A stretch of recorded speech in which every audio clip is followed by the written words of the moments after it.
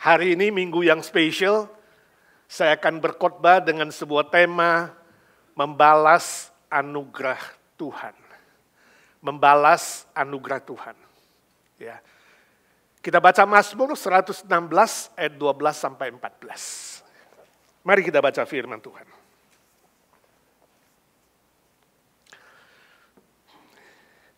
Mazmur 116 ayat 12 sampai 14. 1, 2, 3. Bagaimana akan kubalas kepada Tuhan segala kebajikannya kepadaku? Aku akan mengangkat piala keselamatan dan akan menyerukan nama Tuhan. Akan membayar nasarku kepada Tuhan di depan seluruh umatnya. Mari kita berdoa. Bapa di sorga, kami sudah membaca firman-Mu. Firman-Mu adalah pelita bagi kaki kami, terang bagi jalan kami. Firman-Mu tak akan berlalu selama-lamanya, walaupun langit dan bumi ini berlalu. Urapilah hamba-Mu yang lemah, terbatas, dan hina dina ini, boleh menjelaskan firman Tuhan dengan baik, dan Putri menerjemahkan dengan benar dan baik juga. Sehingga kami semua boleh mengerti firman-Mu. Bukan saja mengerti, kami juga dimampukan oleh Roh Kudus untuk melakukan firman Tuhan dalam hidup kami masing-masing. Berdoa, bersyukur, meminta berkat dalam satu nama, Tuhan Yesus Kristus, Juru Selamat dan Penebus kami yang hidup selama-lamanya. Amin. Saudara, suatu kali ada seorang oma, nenek, yang sudah berusia 75 tahun atau 76 tahun, hampir 80 lah. Ya. Dia jalan-jalan ke taman. Di taman itu dia melihat ada sepasang anak muda duduk-duduk di kursi taman, ya, anak remaja lagi pacaran. Nenek ini pengen tahu ini pacaran anak muda ngomongnya apa. Lalu dia mendekati dan nguping. Yang wanita berkata, sayang, apa kamu benar-benar mencinta aku? Yang cowok bilang, ya benar dong. Yang cewek bilang, buktinya apa? Lalu yang cowok bilang, kayak lagu. A, B, C, D, E, F, G. Apa maksudnya A, B, C, D, E, F, G? Lalu yang cowok bilang, a boy can do everything for girl. Wah, yang wanita bilang, so sweet, manis sekali. Mendengar itu nenek jadi iri hati, si oma. Ya. Lalu dia berpikir, saya sudah menikah 55 tahun dengan si kakek. Tapi saya belum pernah dipuji, dirayu seperti itu. Jadi dia segera pulang. Dia tanya opa, hei opa, kamu sungguh-sungguh mencintai aku gak? Oh, iya dong. Buktinya apa? Si opa bilang, lah kita kan udah bersama-sama 55 tahun. Bukan itu maksud saya, kata si oma. Saya mau yang ada rayuan kayak lagu itu, A, B, C, D, E, F, G. Oh itu, kata opa. Untuk kamu sayang, aku tambahkan. Ya, A, B, C, D, E, F, G. Lalu lanjutnya apa? H, I, J, K. Lebih panjang. Wah, nenek bilang, so sweet. Manis sekali. Tapi apa itu? A, B, C sampai K itu. Lalu si kakek bilang, kamu itu ya A, amazing. B, beautiful. C, charming. D, dynamic. E, elegant. F, fantastic. G, gorgeous. H, high tech. Kamu kan sering main handphone kan? Lalu si kakek bingung, dia berhenti. Loh, lalu lanjutannya apa? Kata si oma. IJK itu apa? Si opa bilang, I just kidding. Saya nggak tahu hari ini kalau saya tanya Om Edi, yang sudah menikah dengan Tante 62 tahun, Tante, pernah nggak Om Edi merayu seperti itu?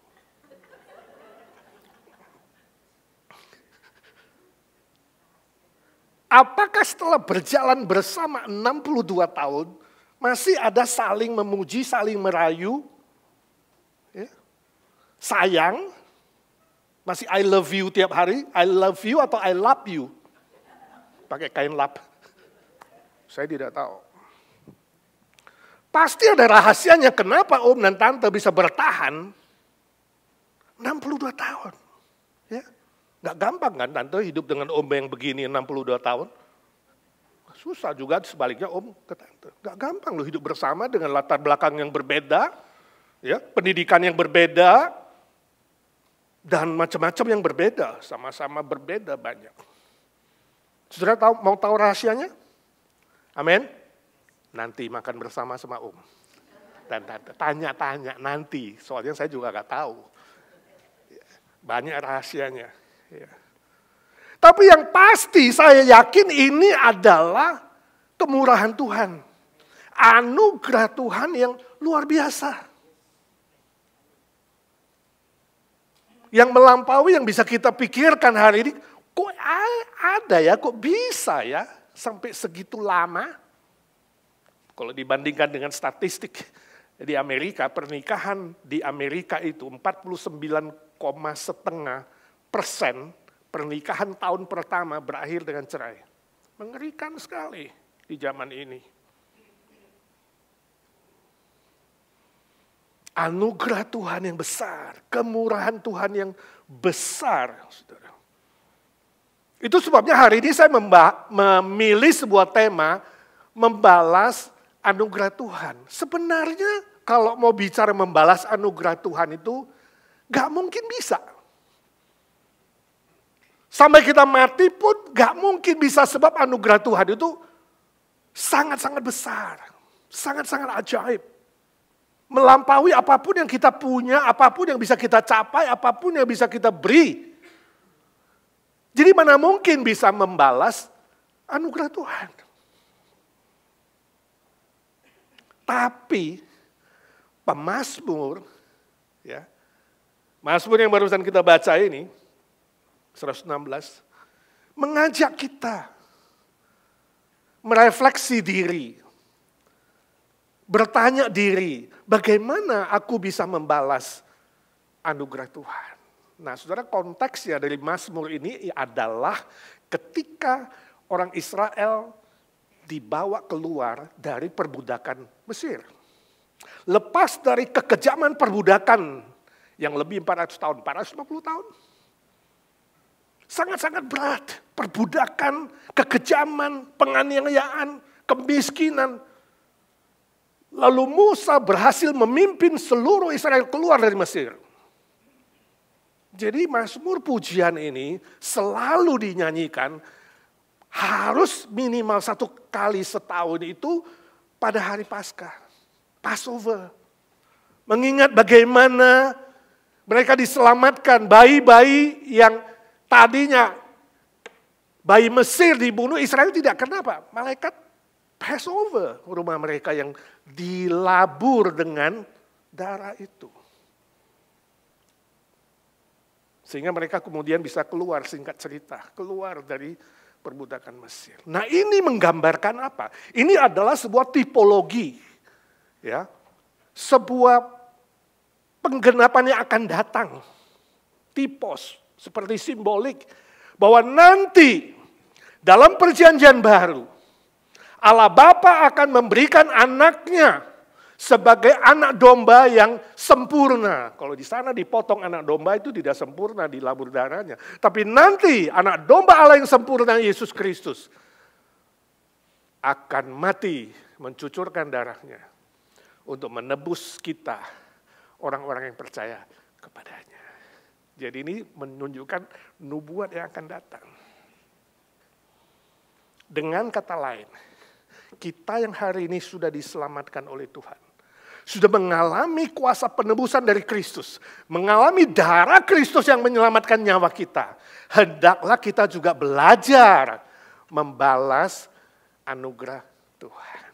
Walaupun nampaknya mustahil, tetapi tadi di ayat 12 itu pemazmur mengajak kita bertanya diri. Ya Tuhan, Kau sudah selamatkan aku.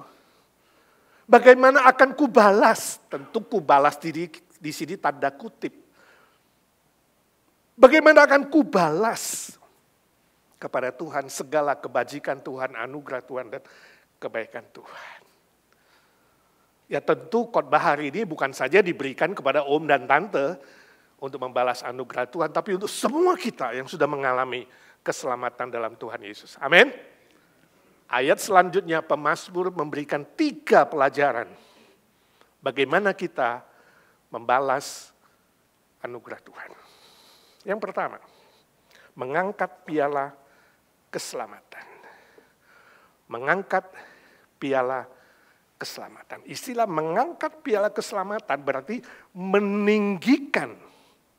Ya, seperti orang kalau minum itu angkat piala, jadi bukan sembarang piala keselamatan. Tinggi-tinggi.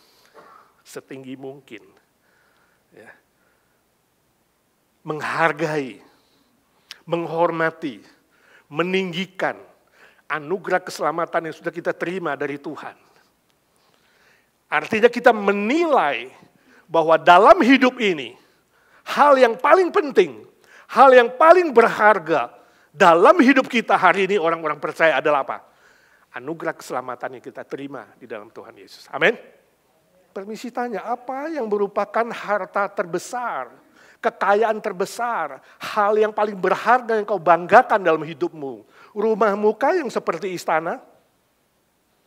Harta kekayaanmu kah yang sudah mencapai 1/4 dunia mungkin? Kepintaranmu kah yang sudah mendapatkan gelar pendidikan? Ada orang yang punya gelar di depan nama, di belakang nama. Mungkin saudara akan mencapai yang di atas nama, di bawah nama. Itukah yang kau banggakan? Pernikahan 62 tahunkah itu yang paling dibanggakan? Apa? Pak Masur bilang, no, bukan semua itu. Semua yang dunia ini bersifat sementara. Aku akan membanggakan dan meninggikan anugerah keselamatan yang diberikan Tuhan Yesus kepada aku. Saudara melihat ini menjadi universal. Semua orang Kristen bisa bangga soal itu, betul? Semua orang percaya bisa bangga itu. Bahwa menjadi warga kerajaan sorga adalah sebuah kebanggaan terbesar. Bukan warga negara Amerika atau warga negara yang lain. Puji Tuhan. Dan kalau saudara mengatakan, ya, anugerah keselamatan Tuhan adalah yang paling kutinggikan, kubanggakan. Buktinya apa? Pemazmur bilang, hidup membalas anugerah Tuhan. Mengucap syukur. Bukan hanya dengan bibir, mulut, tapi di dalam seluruh aspek hidup ini. Ada cerita ini, oke, saya suka terima cerita yang bisa jadi ilustrasi. Ada satu orang naik bis kota, lalu dia gak sadar mau pergi kerja, HP-nya jatuh. Waktu dia mau turun, HP-nya jatuh, lalu orang yang di belakang dia ngambil dan tepok bahunya. Mas, HP-mu jatuh, dia dikembaliin. Lalu dia bilang, oh thank you ya, terima kasih. Dia salamin dia, langsung turun. Lalu cerita kedua, ada seorang naik bis kota. Waktu dia mau turun, HP-nya jatuh. Dia gak sadar, bis sudah jalan. Udah jalan, dia baru sadar, wah HP-ku jatuh. Waduh, dia cepet-cepet. Ya, mau cari cara bagaimana kontak HP-nya. Ternyata HP-nya diambil oleh orang yang di belakangnya. Ya kan? Setelah dikontak dia bilang, oh ya HP Anda kah? Saya kembalikan di stasiun berikutnya. Jadi lalu halte berikutnya mereka ketemu. Orang itu thank you, terima HP-nya, lalu dia kasih tanda terima kasih. 100.000. Kalau saudara kasih berapa? HP kan barang yang paling berharga loh sekarang. Lalu cerita ketiga, ada satu orang bis HP-nya jatuh, dia turun nggak tahu, sampai di kantor baru sadar, dia SMS orang itu, yang ambil handphonenya, nggak dibales. Nah kalau terjadi pada saudara gimana? Bisa tidur nggak? Stres nggak? Seharian nggak bisa kerja, betul nggak? Hari ini HP lebih dekat dari istri atau suami, betul nggak tante? Om juga kan, HP melekat di kantong. Istri di mana kadang nggak tahu. Bayangkan kalau dia ada kembalikan sehari, 2 hari kamu stres nggak? Lalu kamu bilang, tolonglah kembalikan itu HP saya, kalau nanti kamu kembalikan saya kasih hadiah 500.000, nggak dibalas. Besok paginya kamu teks lagi mengatakan, sekarang saya naikkan nilai hadiah terima kasihnya 1 juta. Orang itu bales. Oke, ketemu di Starbucks. Itu udah 2 hari. Ketemu Starbucks, wah kamu udah stres. Waduh itu banyak account, banyak foto, banyak data, banyak informasi. Aduh gimana ya gitu. Wah ketemu, dia balikin. Kamu kasih berapa? 1 juta. Kasih 1 juta. Padahal itu orang sudah pakai teleponnya. Telepon kemana-mana. Ngomong dengan Putin, ngomong dengan Kim Jong-un, ngomong dengan macam-macam lah ke luar negeri. Sudah melihat ada yang aneh nggak? Orang pertama, 2 dan 3, yang paling baik mana? Yang paling baik? Nomor 1, yang langsung kembaliin, tapi nggak dapat hadiah. Yang paling kurang baik? Nomor 3, dapat berapa? 1 juta. Aneh nggak? Sebagai ungkapan terima kasih untuk orang yang paling baik, 0. Sebagai ungkapan terima kasih atau bersyukur untuk orang yang paling tidak baik, 1 juta. Make sense gak?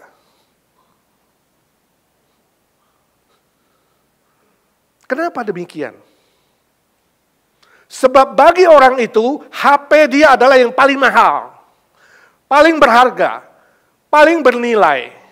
Dan ketika terjadi kehilangan,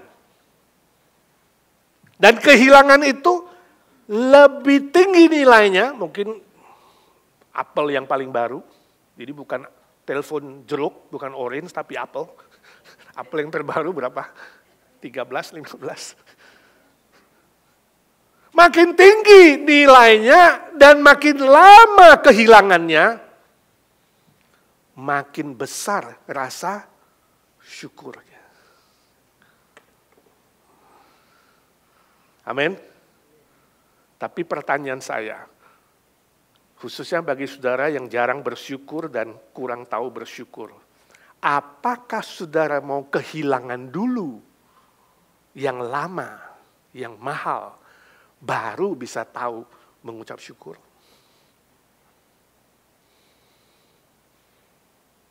Kadang-kadang Tuhan bisa mengizinkan itu sebagai sebuah pelajaran penting. Sebelum ini orang kehilangan, dia tidak tahu berterima kasih. Sebelum dia mati listrik, dia gak pernah bersyukur untuk listrik. Mengatakan, haleluya hari ini listrik nyala. Sebelum dia gak dapat air mandi, dia gak pernah bersyukur kalau tiap hari air itu mencucur dari kepalanya ke badannya, bahkan kadang sampai meluber kemana-mana. Sebelum kehilangan istri atau suami, tidak tahu menghargai dan berterima kasih kepada istri dan suaminya. Jangan sampai itu terjadi, penyesalan kemudian tidak ada gunanya. Itu sebabnya pemazmur mengatakan, jangan saya sampai lupa Tuhan. Jangan saya sampai lupa, biarlah aku meninggikan piala keselamatan. Bukan piala minuman, bukan piala kekayaan, bukan piala kehormatan, bukan piala materi dan duniawi ini. Piala keselamatan itu yang ditinggikan selama-lamanya. Paling berharga, paling tinggi nilainya. Jadi kalau hari ini saya tanya Om, Apa harta Om yang paling mahal dan berharga? Berani nggak bilang, Yesus Kristus, bukan Tante Arlina. Juga sebaliknya, siapa number one, siapa number two. Siapa raja atau yang paling utama, paling tinggi nilainya dalam hidupmu. Kalau bukan Tuhan Yesus, saudara belum mengerti bagaimana meninggikan piala keselamatan. Yang kedua, menyerukan nama Tuhan. Menyerukan nama Tuhan artinya dalam hidup ini memiliki sebuah kesaksian yang baik dan benar. Bukan saja dari bibir mulut, tapi dari seluruh hidup ini menjadi sebuah seruan, menjadi sebuah cerita bagi orang lain. Mereka tahu, ini loh orang Kristen yang asli. Ini loh orang yang sungguh-sungguh sedang menerima anugerah keselamatan. Dari perkataannya aku tahu, dari hidupnya aku tahu, dari perbuatannya aku tahu, dia ini memang anak Tuhan, bukan anak hantu. Menyerukan nama Tuhan. Jadi nama Tuhan dalam hidup kita bukan dipermalukan, bukan diejek, bukan dihina, diinjek-injek, lalu kekristenan juga diinjek-injek, bukan, tapi dipuji, ditinggikan, dimuliakan. Itu artinya menyerukan nama Tuhan. Nama Tuhan menjadi yang paling besar dan paling dimuliakan. Jadi memuji Tuhan, bersyukur kepada Tuhan itu bukan hanya asal berseru, asal berteriak, asal bernyanyi, asal angkat tangan, asal tepuk tangan, bukan. Tapi sungguh-sungguh ditunjukkan dalam kehidupan yang nyata, kesaksian yang baik dan benar. Bila tidak ada itu, apa bedanya dengan munafik, rayuan gombal. Seperti si Opa bilang, I'm just kidding. Waktu saudara memuji Tuhan, kidding atau beneran? Waktu saudara bernyanyi untuk Tuhan, kidding atau beneran? Waktu saudara melayani Tuhan itu kidding atau beneran? Hanya kamu yang tahu apa motifmu selama ini. Hanya kamu yang tahu apa tujuannya selama ini ketika engkau mengikut Tuhan dan melayani Tuhan. Beberapa tahun yang lalu ada sebuah breaking news yang bercerita, yang memberi kabar kepada kita bahwa ada seorang rabi, ini rabi Yahudi, dia membeli sebuah meja di Craigslist. Saudara suka Craigslist? Dia senang dengan sebuah meja di Craigslist, harganya $150. Dia pergi ke situ, ternyata sepasang kakek nenek yang menjualnya. Tanpa tawar, 150 dia bayar, dia bawa pulang meja kesukaannya. Meja cukup antik. Sampai di rumahnya, meja cukup besar, gak bisa masuk ke pintu rumahnya.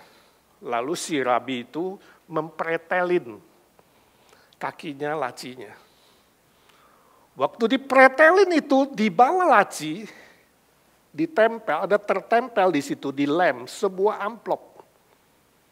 Lalu dikeluarkan amplop itu, isinya adalah uang cash, 98.000 US dollar.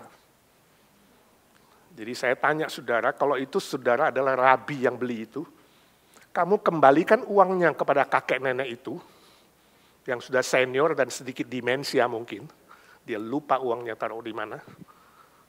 Atau saudara mengatakan, ini rezeki nomplok. Inilah mujizat Tuhan. Itu sebabnya di IGNC kita tiap minggu nyanyi, curahkanlah mujizatmu. Dan aku mengalami.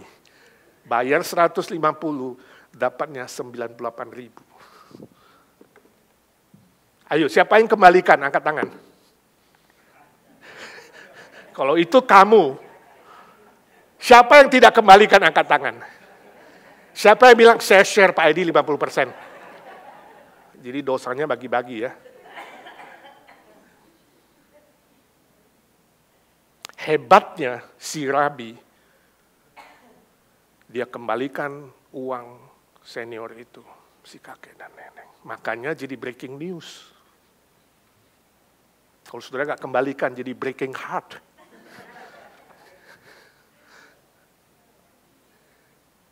Ini contoh kesaksian yang menyerukan nama Tuhan. Contoh kesaksian yang memuliakan nama Bapa di sorga. Orang akan memuji Tuhan. Orang akan mengatakan hebat ini. Ya, dia sungguh-sungguh percaya Tuhan. Dia tahu bahwa Tuhan ada di mana-mana. Dia tahu mata Tuhan melihat orang baik dan orang jahat. Itu sebabnya dia kembalikan. Saya tidak tahu bagaimana hidup saudara selama ini. Saya tidak tahu berapa lama saudara sudah mengikut Tuhan. Jadi orang yang sudah ditebus Kristus, dibeli dan menerima anugerah keselamatan. Apakah hidup saudara merupakan sebuah seruan, cerita, berita yang mengabarkan Kristus dan meninggikan nama Tuhan melalui perkataan dan melalui perbuatan. Injil bukan hanya semata kata-kata memberitakan salib dan kebangkitan Kristus, tapi Injil juga adalah kehidupan kita yang bisa dibaca oleh orang lain. Disebut non-verbal gospel.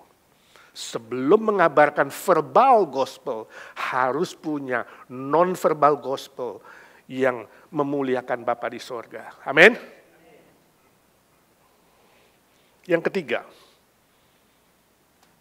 membayar nasarku kepada Tuhan. Membayar nasar kepada Tuhan. Tadi sudah saya singgung, sesungguhnya kalau kita pun mau membayar kepada Tuhan, membalas anugerah Tuhan dan kebaikan Tuhan dengan semua yang kita punya, semua yang kita capai, dan semua kehebatan, kepintaran, kegagahan kita, itu pun tidak bisa. Gak cukup, sebab kebaikan Tuhan dan anugerah Tuhan itu melampaui semua itu. Gak bisa. Tapi istilah membayar nasarku itu adalah sebuah tekad. Sebuah kerinduan.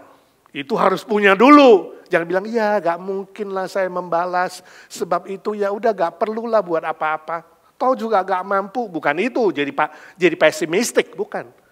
Tapi pemazmur mengajak kita, mari punya niat dulu. Mari bertekad. Ada sebuah kerinduan, kemauan untuk belajar membalas anugerah Tuhan. Mempersembahkan kembali apa yang Tuhan titipkan kepada kita. Karunia, berkat, kepintaran, kekayaan, apapun yang kita punya, talenta. Mari punya niat dalam hati karena mengasihi Tuhan. Mari punya tujuan dalam hidup ini karena ingin memuliakan Bapa di sorga. Kita mempersembahkan kembali apa yang Tuhan titipkan untuk pekerjaan Tuhan. Untuk memperluas kerajaan Tuhan. Untuk berbagian di dalam nilai-nilai kekal yang Tuhan sediakan bagi kita. Nah itu sama dengan membayar nasar. Itu artinya membayar nasar kepada Tuhan. Bukan hanya sebuah sumpah atau janji di mulut, tetapi sebuah wujud yang konkret. Mengasihi Tuhan dengan nyata, sebab Dia lebih dulu mengasihi kita, saudara dan saya. Dengan kasih Kristus itulah, kasih agape itu, kasih ilahi itulah kita mengasihi Dia. Bukan hitung-hitungan, tapi rela berkorban seperti Dia berkorban. Tulus, setia, dinamis, makin hari makin baik, makin hari makin benar, makin hari makin produktif dan efektif, berbuah lebat untuk kerajaan Allah. Saya baca sebuah cerita di China, ada seorang dokter yang sangat kaya, menikah dengan seorang wanita yang sangat cantik. Pastilah yang kaya mau cari yang cantik, betul nggak? Yang kurang kaya aja mau yang cantik. Saudara mau yang cantik tapi bodoh, atau kurang cantik, agak jelek, tapi pinter. Yang wanita mau kaya, tapi bodoh, atau mau yang miskin, tapi ganteng. Kaya dan ganteng. Itu pilihan paling tepat. Mau tahu lanjutannya? Datang dan di sore. Sebab judulnya adalah, boleh jadi kaya, tapi jangan titik-titik-titik. Nah itu yang sore nanti ya. Kalau saudara mau nonton film daripada yang lain, atau menghabiskan waktu untuk yang nggak berguna, Datang lagi nanti sore ya.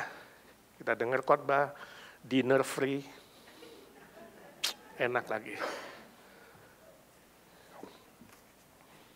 Tapi untuk mengasihi Tuhan, haruslah dengan kasih yang Tuhan berikan. Yang tulus.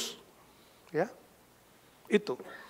Nah, si dokter ini saya nggak tahu bagaimana kasihnya, tapi ceritanya dia menikah dengan si cantik ini, membanggakan di mana-mana, sampai pas anaknya lahir. Ternyata anaknya lahir, katanya mirip seekor monyet mukanya. Jelek bukan main. Nah dia mulai curiga, gua sih jelek-jelek juga enggak ya. Kalau hitung nilai sih 85 atau 90. Istri begitu cantik, masa lahir kayak onyet? Nah ini ada apa ini? Ya ini bibitnya siapa ini? Benihnya siapa ini dalam kandungan istriku? Dia mulai curiga. Lalu mengadakan investigasi. Setelah diselidiki, diinvestigasi, ketahuanlah ternyata dulu istrinya jelek kayak monyet.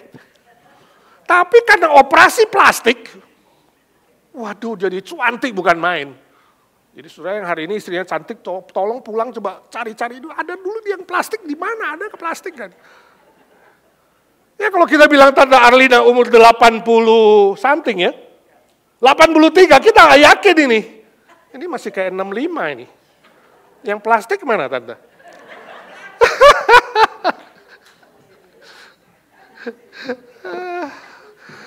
Om juga gak percaya nih, 90 tahun depan nih. Wah masih ganteng gak itu, jangan-jangan. Ya 89 kan, bakal 90 kan? Pakai plastik gak Om? Bahaya kalau plastiknya murahan, pas saudara jemuran di summer, di pantai jemuran, waduh meleleh, ada capnya di sini Adidas.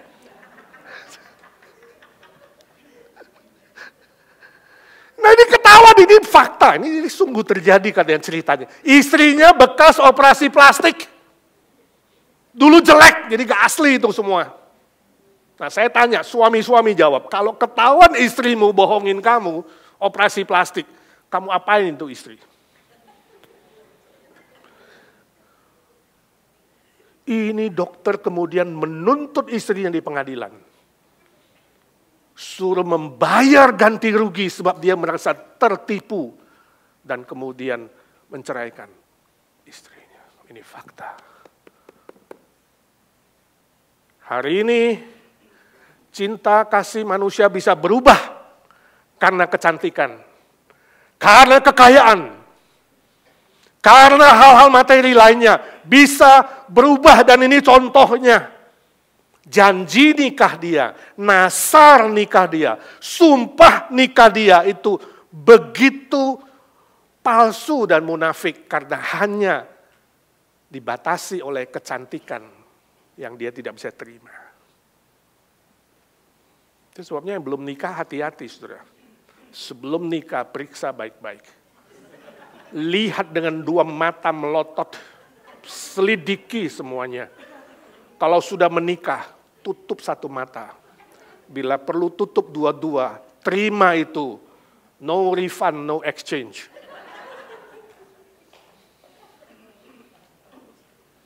Karena kalau kamu sudah berani bernasar, berani bersumpah di hadapan Tuhan dan di hadapan jemaat Tuhan, jangan pernah kamu mengingkari itu.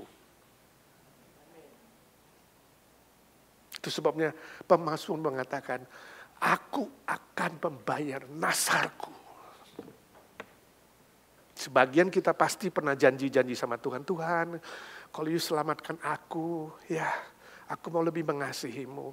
Tuhan, kalau nanti aku sudah dapat green card, aku mau melayanimu Tuhan. Lebih setia ke gereja, belum green card aja udah hilang. Baru working permit dapat, udah gak kelihatan batang hidungnya. Belum ada status, datang doa. Terus doa, apa yang didoakan, doa puasa. Waduh, berjuang. Begitu sudah dapat goodbye Tuhan. Jangan gampang-gampangnya bernasar. Biarlah seluruh hidup kita, saudara dan saya, senantiasa selalu merupakan ucapan syukur dan terima kasih yang tidak pernah terhingga. Dengan seluruh hidup kita, apa yang sudah Tuhan titipkan, ingat itu jadikan sesuatu yang bernilai kekal untuk kerajaan Tuhan. Amin. Kalau saudara perhatikan apa yang ditulis pemazmur di sini, tiga pelajaran itu berbentuk kata kerja aktif, bukan pasif. Artinya, jangan saudara didorong-dorong terus, jangan saudara terus dinasihati terus, jangan terus ditarik-tarik. Mari otomatis aktif.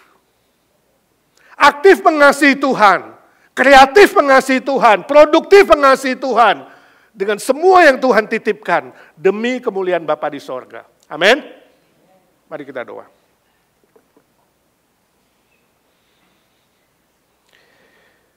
Ya Tuhan Yesus, suara hamba-Mu sudah berhenti. Biarlah suara Roh Kudus terus berbisik-bisik di hati kami. Di pikiran kami. Ketika kami lupa, Tuhan ingatkan. Ketika kami lemah, Tuhan kuatkan. Ketika kami hampir terjatuh, Tuhan angkat kami kembali. Tak habis-habisnya kami ingin bersyukur untuk anugerah keselamatan yang Tuhan berikan. Harta yang termahal dalam hidup kami. Kami bersyukur, Tuhan masih kasih kami nafas hidup.